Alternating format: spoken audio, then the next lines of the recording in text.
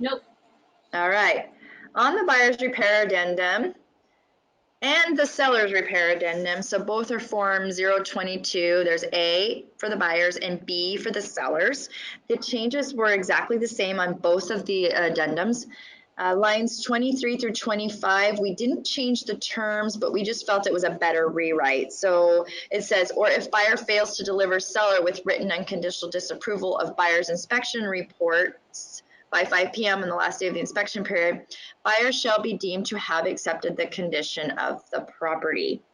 And then on line 27, added or at closing, this ties into the verbiage already on lines 30 through 31, where it says, unless being paid out of escrow.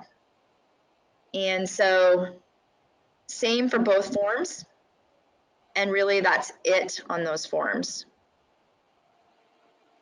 Any questions? I will say, without going into too much details, we as on the committee had a lot of conversation, and it was my first year last year on the committee, and I could see that this came up every year for them, and it was a discussion about delivery of reports. There's always a conversation around that and the controversy about delivering them without being asked, and should people ask, should we change the verbiage of the requirements for that, and should we change the verbiage or the contractual terms of that contingency about the windows. Not, you know, the 10 business day defaults to, or we've had so many great suggestions, but after hours and hours of discussion, we have left everything alone. If you have any suggestions on those, please share them with us. But in addition to just sharing them with us, please tell us why you think you want it differently. Tell us of a story of a transaction where it potentially caused some harm to people, or it was misunderstood, or whatever. That is how we can really make these forms better. So just asking you to do that. And I noticed last night, I was on the OREF online website. I spent a little bit of time there last night, and I recommend you all do that. I found some stuff that I didn't know was in there. There's some articles in there about some stuff from Phil Quirin and other people that recommend standard of practices and stuff, and explanations of these forms. And there's a whole thing I saved, downloaded to go over with my brokers in a staff meeting or something to discuss. And it has to do with that repair negotiation period and the delivery of inspection reports. I'd highly recommend you guys take a chance and go look at that online and check out that article. I think it's good. I just skimmed it, but I think it's going to be good. All right, moving on then. The Form 24 is the Homeowners Association Townhome / Planned Community Addendum. If you've used this form before, you may recognize that we changed the name. It used to say Townhome / Planned Community / Homeowners Association. We moved Homeowners Association in front of it and put the others behind. And the reason behind that is because we were thinking that, you know, when it was, you know, homeowner association was always on there, but people were typically grabbing this form and using it when it was only a townhome or a condominium. And we want to be sure everybody understands that this form is important for lots of different circumstances. I live in a subdivision that has an HOA. CC&Rs, HOA, full-blown, everything like that. We only pay $100 a year, but there's some rules that we have to know about. And when a buyer's buying into that neighborhood, they need to understand what's available to them so that they can approve and be comfortable with it. Those CC&Rs are a given, right? But there's lots of HOA documents and stuff that's really important. You.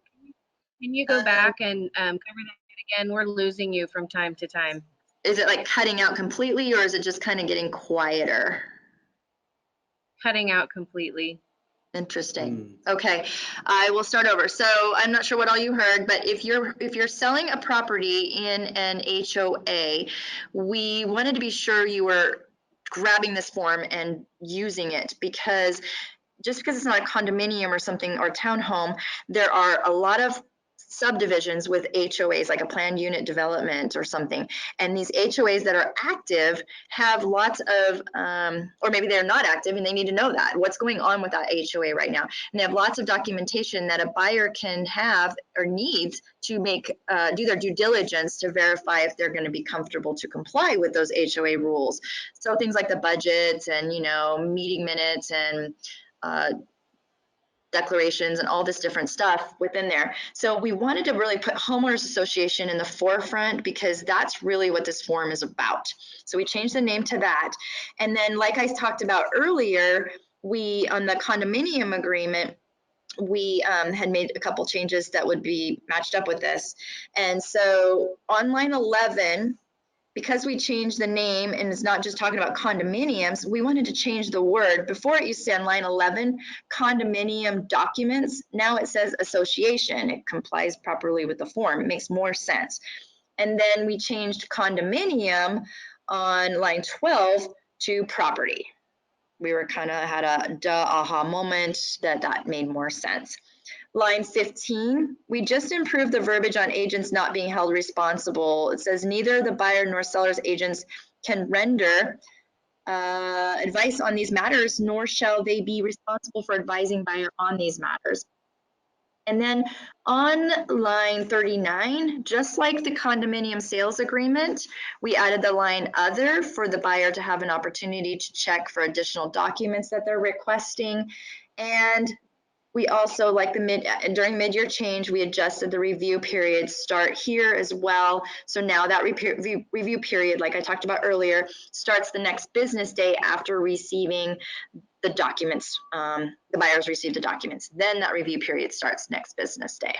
Again, if the seller is not willing or able to provide the documents that the buyers are asking for, then I would probably strongly encourage you counter that for them so they're not sitting there waiting, hey, we don't have this stuff, and have the buyers be able to back out because they didn't receive the stuff they never intended or had access to begin with.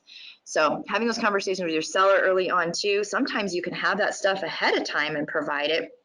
Many of sellers or owners have access to the online websites or whatever available to the HOA and can get those documents for the buyer.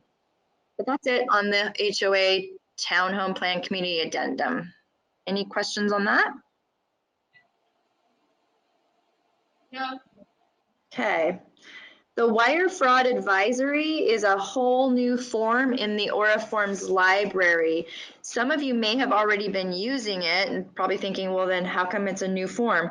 That's because it was only available before on the OAR website. So we got OAR's blessing and we took that form and made sure it read how we wanted, and it is now in the OREF library of forms. Strongly encourage you to use this form every time you are working with a buyer or seller, because they need to understand the definite potential risk of wire fraud. And so explaining that, I have it on my signature when I email it to people. We've had many classes from escrow officers telling us, here's the best practices, and they still explain to their clients. They have things on their recording on their phone when they're on hold, and they know what they should do, but then all of a sudden, at the last moment when something is under pressure and they're told that the wire instructions have changed, and they react because they don't want to lose the property. All of a sudden they wire $200,000 or something, and in minutes it could be gone. And so it's very important. I don't think we can tell them enough of these risks. And even if they're a very smart, savvy person, it's important to have this conversation often. So definitely use this form. I would definitely talk to your managing principal broker about this form and find out what their policies are going to be on it, because in my office, I'm not going to require my agents to go out and get the other party's signature on this form. I really mostly just care about my clients, but your managing principal broker may have a policy that they're preferring to have all signatures on this form.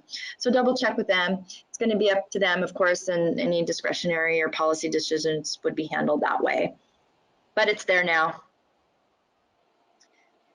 The buyer representation agreement, some changes there. Pretty simple. On line 29, Now it just says fee. It used to say employment fee, and now you have boxes for choice of shall or shall not.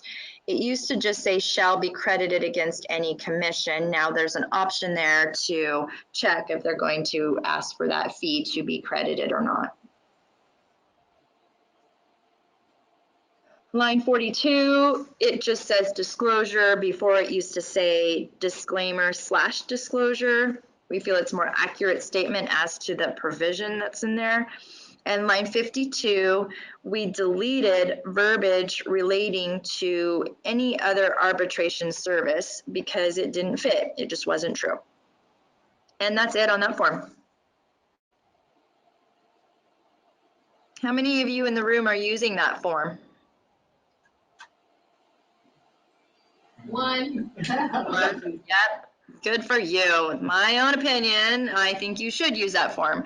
But talk to your managing principal broker and learn how to use the form properly, but making sure you're very familiar with this representation agreement. You know, we go and get listings, you know, we get a listing contract signed when we sign for a seller.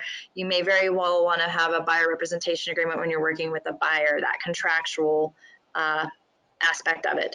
So that's all I'm going to say about it, but I strongly encourage it. I also have my ABR, so maybe that's why. All right, the termination agreement, Form 57, is a very simple change, and I thought it was one of those duh moments for me, quite honestly. We changed what used to say just earnest money to funds on deposit in the sum of, because you could actually have additional funds deposited that's not earnest money. And so you've got to talk about how that's going to be dispersed. And so that would be the total sum of funds deposited there. And then as you see below, just like before, it always said this, disbursement instructions, how much is going to which party. Like say if it's $2,000 earnest money, is $2,000 or 100% going to go to the buyers, or is it going to be $1,000 to the seller, $1,000 to the buyer? And of course it could be disputed, but and countered, but we just include those dispersed funds on deposit and sum of because it made more sense, because there could be definitely more money on deposit other than earnest money. That's it on the termination agreement. The alarm advisory, we actually deleted that form. We just felt we couldn't keep up with it, to be honest with you. I mean, there's the state laws, and then every municipality has some different rules potentially. And so we updated, we didn't update it, but there's elsewhere in the sales agreement, we have a section that talks about the alarm advisory, the smoke and carbon monoxide, where it references to sites for further information to take people to the actual law. And so we just deleted this form, alarm advisory. It's gone.